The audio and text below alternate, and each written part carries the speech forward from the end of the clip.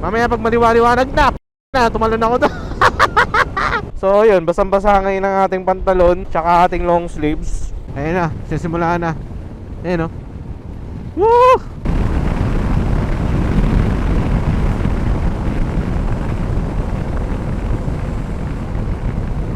Baka isa yung reason kung bakit kumigewang-gewang tayo kanina.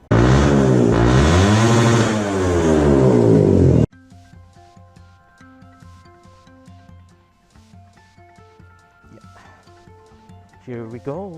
Sana hindi na umulan kasi tayo uwi na ng Etivac.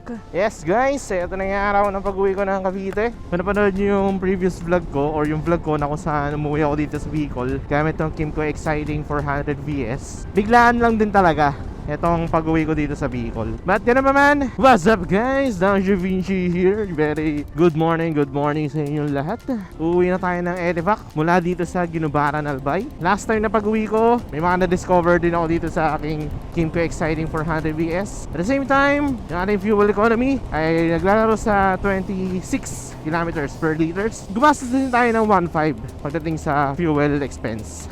Pero may sobra pa yun. Like for example ngayon, nakaka 295 kilometers na ako at meron pang natitirang 1 bar. Ever since nung huli ako nagpa full tank sa may Ragay yata yun. May extra pa tayo. Hindi ko lang alam kung hanggang saan pa tong extra natin na gas, no? Pero once na inabutan na tayo ng blinking, syempre pa full tank tayo. Compute natin kung ilan ang magagastos natin sa pag-uwi natin ng Etivac. Kaya rin kasi naging 1.5 yung fuel economy or yung fuel expense ko last ride kasi mahal ng gas na pinapagasan ko. Ngayon, tipid mode tayo. Time check natin, 4:19 AM. So update ko na lang kayo guys sa sakali mo may ganap sa aking biyahe, okay? So guys, quick update. Nagbiblink na tayo, kakablink lang. Pagasan tayo dito. Full tank po, pula. Sige, sakto na po, 673. Thank you. Pag nag-blink na, may 2 liters pang natitira. Kaya mamaya, pag nag-blink ulit, siguro, kung pumapalo siya ng 25 km per liter, pag nag-blink na, additional 25 km pa tayo bago tayo magpa-full tank. Mamaya, pag maliwaliwanag na, tumalon ako doon. Balita ko kayo in regards sa mga na-experience dito sa Kimco Exciting 400 VS. Moments later. Guys, quick update. Dito na ako sa may Libmanan. Going to Sipokot.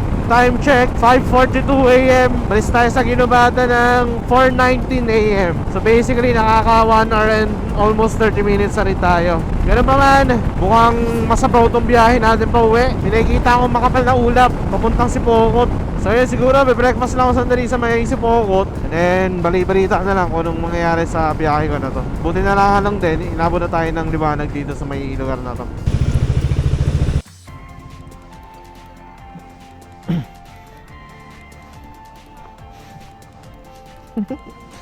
Isang ulan. Grabe. Ay nako, isang basa.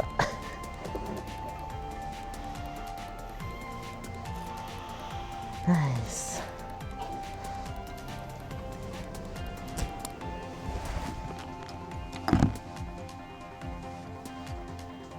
Lakas ng ulan kanina, akala ko mahina lang. So yun, basang-basa ngayon ang ating pantalon tsaka ating long sleeves. Tuloy-tuloy lang din yung biyahe natin. For sure, matutuyo rin tayo habang nasa biyahe. Approaching na tayo ng Ragay. So, ang na-experience ko dito nung umuwi ako using this Kimco Exciting 400 VS, okay naman siya. Marami lang talagang lubak. And when it comes to lubak, okay din naman mag-observe ng lubak tong Kimco. Huwag lang talaga yung mga malalalim na tipong talagang nakakabasag ng mags, parang ganun. Pero pagdating natin sa Tagkawayan, na kung saan matagtag, naramdaman ko yung tagtag ng kalsada nung pauwi ako dito. And for sure, meron na naman magsasabi dyan na nagre-reklamo ako dahil sa tagtag ng kalsada. Actually guys, hindi naman siya totally reklamo. More like parang ano lang siya, honest review, honest feedback na anong pwede nyo ma-experience sa motor na to. Yun nga, gusto ko lang linawin sa inyo na hindi po yan reklamo.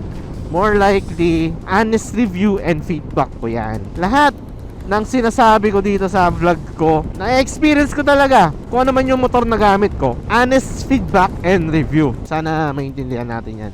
May nag-comment kasi sa vlog ko na kung saan mumuwi ako gamit ADV 160. Sabi niya, reklamo or what. Basta parang ano, siguro yun nga, different perspective na lang din na kung sa tingin niya is reklamo yun. Nilinaw ko naman na lahat ng sinasabi ko sa mga na-experience ko sa vlog ko is personal, honest review and opinion and experience, okay? But anyway, sana magtuloy-tuloy na yung ganda na panahon. Ito yung mga reason kung bakit lumalabas yung mga lubak dito sa Mayragay Nung umuwi ako dito, yung mga lubak, natatapalan nila. Tinatapalan naman nila para hindi ganun kasakit kung sakaling mapadaan ka. Since umulan, natatanggal din yung mga tapal. Kaya yung mga malalalim na lubak, lumalabas ulit. Dahil yung part na yan, may tapal dyan, umuwi ako.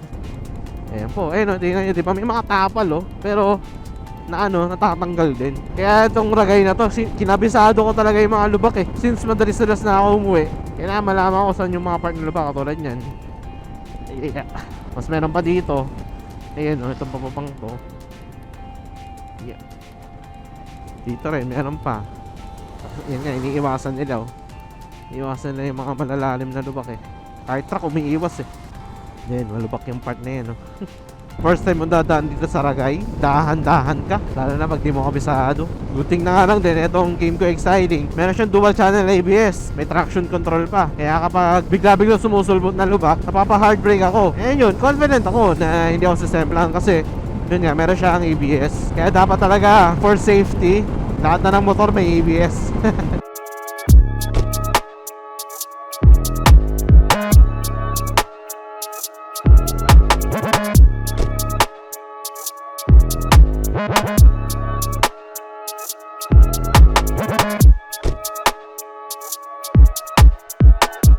Tara tayo sa diagnose. Ay!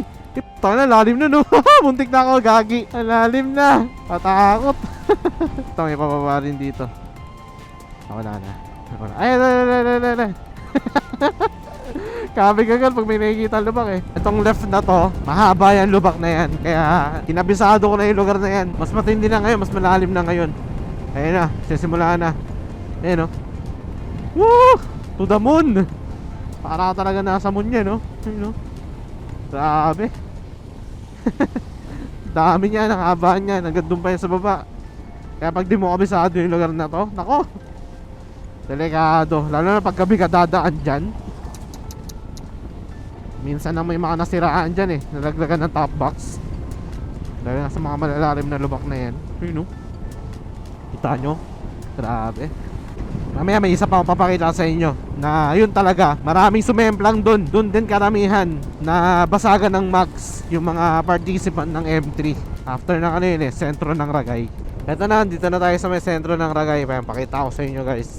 Sa inyo sinasabi ko na napakatindi ngayon ng lubak. Ito may mga lubak din dito. Ayan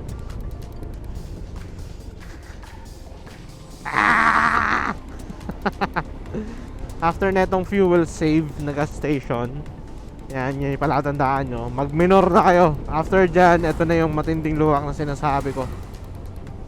Dito may mga nasasabugan ng gulong na truck. Tapos may mga mugs din na nababasagan. Ayan wala, nadaan doon sa kabila yung yung lubak Pero dito, mayroon dito. Pakita ko sa inyo. Di ba, ang ganda ng kalsada pero scam yan tingnan nyo. Pero hindi pa yan yun. Di ba, kita nyo, ang ganda ng kalsada. Technically, mapapabilis ka talaga dito. Pero, kung di mo kabisado, nako, mababasagan ka ng mugs. Tulad yan, may malalim dun. Kasi ito pa. Ayan. Ito na. Ayan, babagal yung truck ko. Usually, yan yung lubak na yan. Usually, nagtatago yan sa anino ng puno. Pero meron pa isa dyan. Meron pang isang matindi. Ito yung matindi, di ba? Yan, dire-diretso ka. Hindi mo kakalain na pagdating mo sa taas, may lubak pala. Ayan, ito. Ayan, nagbabagal siya. Yan, maraming tumalon dito sa kalsada na to. Actually, natabunan na nga nila yan Pero nung huling uwi ko dyan, nako, napakaraming lubak. Talagang tumatalon ka sa mga padaan sa lugar na yun. Just then. Yo guys, quick update. Dito na ako sa Tagpuayan. Time check, 7:14 AM. Kailangan mga before tanghali, makauwi na tayo ng Cavite para kahit pa paano makapagpahinga din agad tayo. Let's go!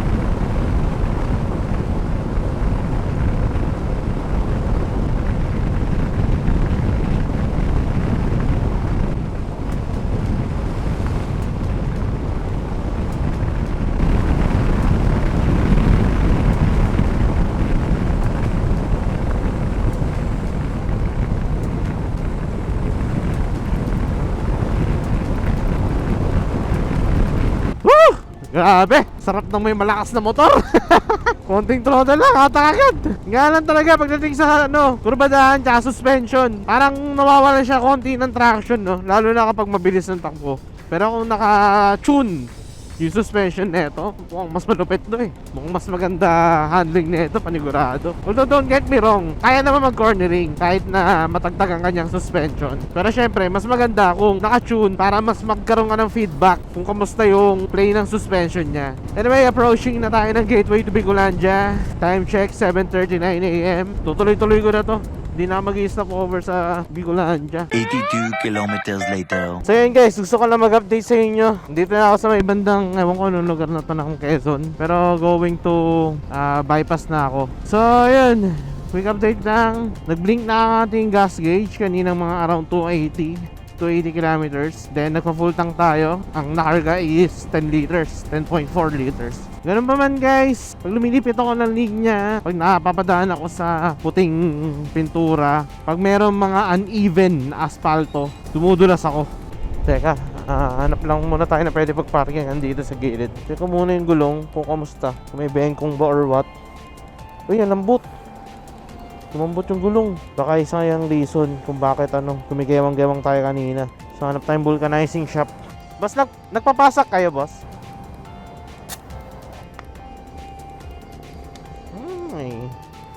Ayun na, may lumalabas na hangin. May membrance pa.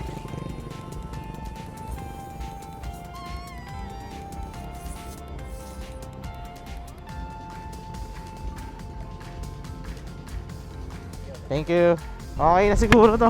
So time check natin, 10:57 AM. Dito na tayo sa may Candelaria. Actually nagugutom na ako, pero ibakpak na natin to hanggang makuwi na ng Cavite. Yun, nakapag-din na. Nice. Bali-balita na lang ulit guys. You get the idea. Dito na ako sa Lancaster. Time check, 12:59. 8 hours and 30 minutes ang biyahe natin. Malaking factor nung ulan. Nagbagal lang ako ng takbo. Gawa nang dumudulas nga yung gulong. Tapos simula pa Timonan kung saan doon ko na pansin na dumudulas yung gulong. May pako na yata nun. Sa pansin ko lang nandun na ako sa may bandang Candelaria. Na kilometers na rin tayong tumatakbo. Body check. Kamusta siya after Bicol ride? So far, sa totoo lang, masakit na ang aking likod. Sa kamay, kahit na paano, okay pa. Pero yun, halos lahat ng strain ko nasa likuran. I think normal naman na sumakit to kasi haba rin ng biyahe natin. So gagamitin ko ba to for long ride purposes itong bike? In my opinion, since halos same lang naman sila ng travel time compare sa 150cc ko, siguro ang mabibigay ng Kymco Exciting is yung kanyang power, comfort, ease of use. Yan. Halos same lang din kasi yung pace namin ng 150cc ko. Dito sa Kymco, may headroom siya na umabot ng 120, 130, ganyan. Yung 150cc ko naman, same pacing din, 80-100 kph. Tapos makarurot na kapag maluwag-luwag.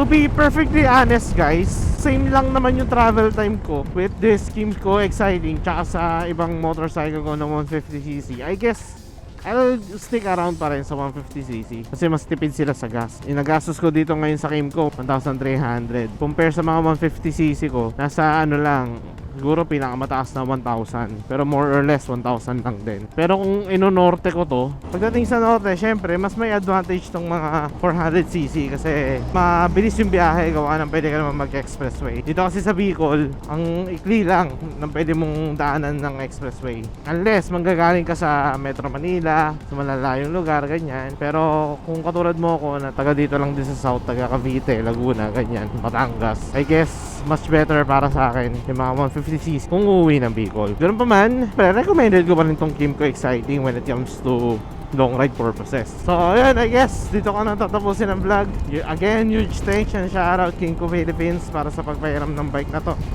Kasi after ng Bicol ride na to, possible may isusoli ko na rin to sa kanila. And syempre, maraming salamat din sa lahat ng sumuporta, sumusubaybay sa mga vlogs ko. Thank you very much sa inyo. So ayun, y'all know drill. Ride safe. Sorry hindi mapag-peace out, pero peace out. Dunkin, baka naman Dunkin, 1 year supplies ng Boston cream pwede na sa akin.